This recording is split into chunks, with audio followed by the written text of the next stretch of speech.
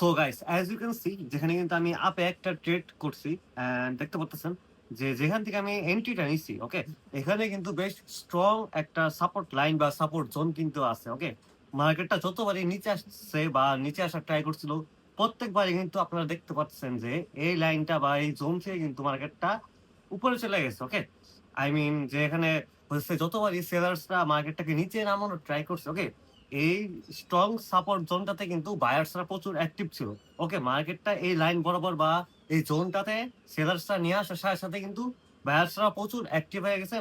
বায়ার্সরা কিন্তু মার্কেটে বাই করে কিন্তু বারবার মার্কেটটাকে উপরে পাঠিয়ে দিছে। ওকে? সো বায়ার্স এর এত প্রেশার অ্যান্ড বায়ার্স এর বারবার মার্কেটটাকে একটা স্ট্রং সাপোর্ট জোন থেকে উপরে উঠায় দেওয়ার ব্যাপারটা থেকে কিন্তু বোঝা যায় যে মার্কেটে এখন আপ ট্রেন্ড স্টার্ট হবে। মার্কেটটা হচ্ছে ডাউনে যাওয়ার কোনো চান্স নাই। সো দ্যাটস ওয়াই কিন্তু আমি এখানে একটা আপে ট্রেড করে দিছি and as you can see যে আমাদের টাইম এক্সপায়ার হয়ে গেছে অ্যান্ড এটা কিন্তু আমাদের শিওর শট একটা প্রফিট অব্দি হয়ে গেছে।